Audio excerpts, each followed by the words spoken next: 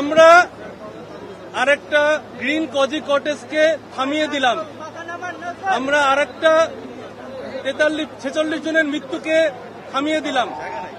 আমরা অতি আনন্দের সাথে জানাচ্ছি যে আমরা গ্রিন কজি কটেজ থেকে যে লেসন নিয়েছি সেই লেসনগুলো আমরা প্রত্যেকটা টু দ্য পয়েন্টে আমরা বাস্তবায়ন করেছি এবং আমরা 1847 তার মানে 6টা 47-এ খবর পেয়ে 9টা 47-এ আমরা মানে 1 ঘন্টার মধ্যে আমরা একটা গ্রিন কজি কটেজের মতো এই ক্যাপিটাল সিরাজ সেন্টারকে আমরা এরকম একটা দুর্ঘটনা থেকে থামিয়ে দিলাম।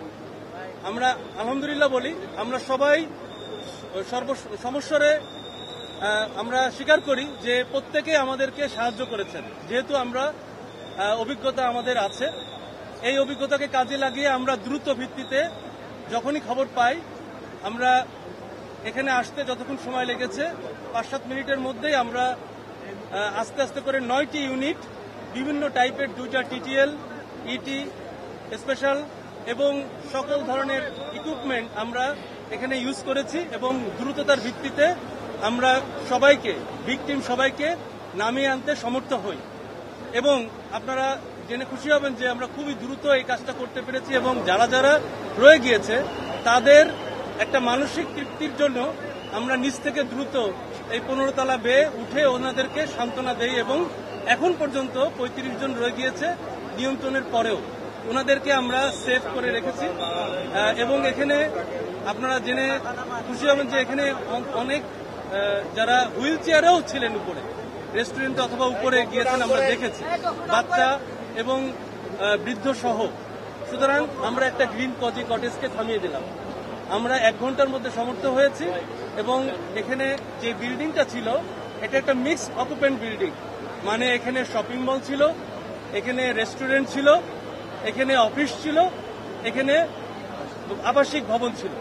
আবাসিক ভবনে যদিও এখানে অনেক ফ্ল্যাট আমরা খালি রেখেছি, তারপরেও এখানে অন্তত অনেক মানে প্রায় 200-র কাছাকাছি হয়তো ফ্যামিলি মেম্বার সব মিলে ছিল এবং নিচে সব মিলে প্রায় আমরা অনেক মানে প্রায় 100-র কাছাকাছি মানুষজনকে নিরাপদে রাখতে পেরেছি এবং নামিয়ে আনতে পেরেছি। এটার জন্য আমি বিশেষ করে এখানে যারা ছিলেন, যদিও প্রথম দিকে আমাদের একটু বেগ পেতে হয়েছে ক্রাউড কন্ট্রোলের জন্য, কিন্তু পরের দিকে আপনারা এবং এখানে যারা স্থানীয় যারা ছিলেন তারা অনেক সহযোগিতা করেছেন এবং তারা কথাও শুনেছেন এবং আমাদের যারা আইন শৃঙ্খলা রক্ষাকারী বাহিনী, আর্মি, পুলিশ সবাই এখানে ছিলেন। ওয়াসাও আসছিলেন, ওয়াসাও পথে আছেন এবং আমাদের সব রকম প্রস্তুতি ছিল। আমরা বিশেষ করে আর একটা বিষয় স্মরণ করতে চাই, এই বেলি রোডের একটা পুকুর রয়েছে যেটা গ্রিন কজি কটেজের সময় আমাদেরকে অনেক সাপোর্ট দিয়েছিল এবং আজকে এই ক্যাপিটাল সিরাজ সেন্টারকে অগ্নিমুক্ত করতেও এই পুকুরটা অনেক সাপোর্ট দিয়েছে। আমাদের বিশেষ পানিবাহীও কিন্তু শেষ হয়ে যাচ্ছিল এক পর্যায়ে। তো যাই হোক, আমরা একটা গ্রিন কজি কটেজকে থামিয়ে দিলাম এবং আমি সবাইকেই বলবো যে আমরা এইভাবে যদি কাজ করতে পারি হয়তো আমাদের আর একটি মৃত্যুও হবে না ইনশাআল্লাহ। তা আমরা বলতে পারি এখন পর্যন্ত আমরা কোনো নিহত এবং আহত কোনো কিছু সংবাদ পাইনি। আমরা আশা করছি যে এরকম কোনো দুর্ঘটনা ঘটে না। সূত্রপাতটা কি থেকে শুরু হয়েছে? আমরা অগ্নিকাণ্ডর যে সূত্রপাত ধারণা করছি এটা বেসমেন্ট থেকে, তবে এটা আমাদের তদন্ত করে জেনারেটর রুমগুলোতে বেশি বেশি আগুন মনে হচ্ছে, হয়তো ওখান থেকে শর্ট সার্কিট হতে পারে অথবা অন্য কিছুর সমস্যা হতে পারে, তবে আমাদের এটা তদন্ত করে জানতে হবে। গ্রিন কজির আপনারা যে অভিজ্ঞতা বললেন, এখন এই ক্যাপিটাল সিরাজ সেন্টার যেটা, এটা কি কোনো আপনাদের আগুনের যে নিয়ম কিংবা যে কোড অফ কন্ডাক্ট সেটা কোনো ভায়োলেন্স এখানে ছিল কিনা? এই বিষয়টা আমাদের খতিয়ে দেখতে হবে, কতটুকু আপনার কমপ্লায়েন্স ইস্যুতে ওনারা কতটুকু আমাদের সাপোর্ট দিয়েছেন। তবে আমাদের এটা খতিয়ে দেখতে হবে যে ওনাদের ফায়ার সেফটি প্ল্যান আছে কিনা, কার্যকরিতার সনদ আছে কিনা। কার্যকরিতাইটা মেন, যদি কার্যকরী না করা হয় তাহলে আসলে দুর্ঘটনা ঘটতেই পারে। বেসমেন্টে কি কোনো দাহ্য পদার্থ ছিল বা কি ছিল আসলে? বেসমেন্টে কি কোনো গোডাউন ছিল কিনা? বেসমেন্টে তো সব ধরনের সাধারণত এটা গাড়ির গ্যারেজ হওয়ার কথা, বাট আমরা এখানে সিলিন্ডারও দেখেছি, এখানে আপনার মানে আপনার জেনারেটর ছিল, জেনারেটরের বিশেষ করে জেনারেটর পয়েন্ট থেকে আমরা আগুনের সূত্রপাতটা বেশি দেখেছি এবং অতিরিক্ত ধোঁয়া ছিল। ধোঁয়ার কারণে আমাদের প্রথমে কাজ করতে একটু বেগ পেতে হয়েছে, তবে এটা ধারণা করছি যে জেনারেটরের কোনো পয়েন্টের কোনো ওখান থেকে হয়তো হতে পারে।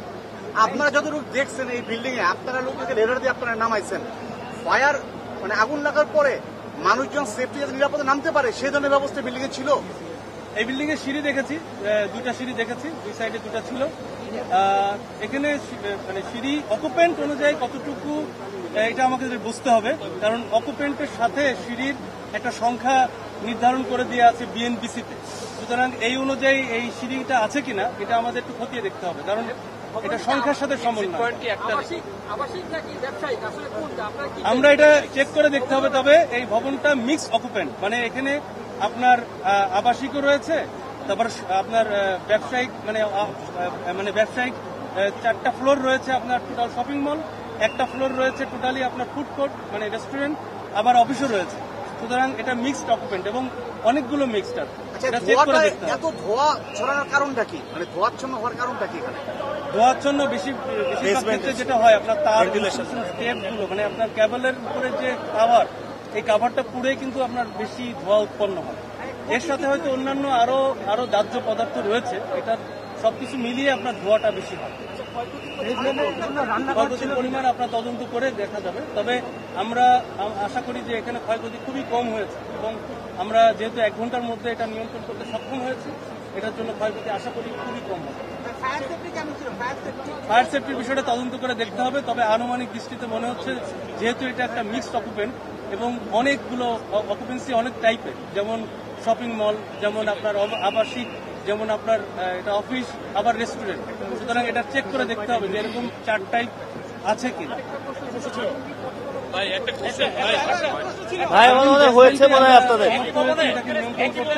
আগুন উপরে ছড়াতে পারেনি, তবে উপরে প্রচন্ড ধোঁয়া বলেছে।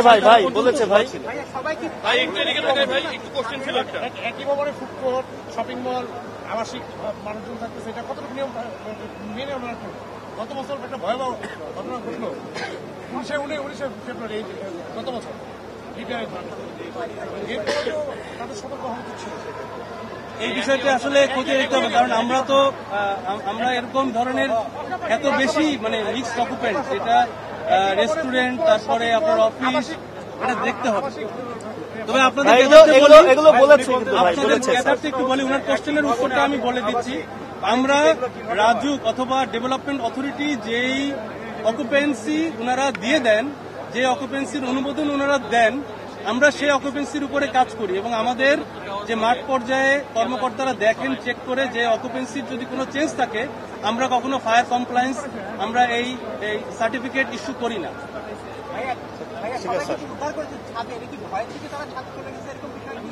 এটা তো স্বাভাবিক, দুর্ঘটনা যখন ঘটে আমরা সবসময় পরামর্শ দিই যে যদি আপনি নিচে নামতে না পারেন তাহলে অবশ্যই ছাদে উঠে যাবেন, বিকজ আমরা ছাদের থেকে আমরা রেস্কিউ করতে আমাদের। ধন্যবাদ ভাই, ধন্যবাদ সবাইকে, ধন্যবাদ। অনেক ধন্যবাদ। আপনি ধরে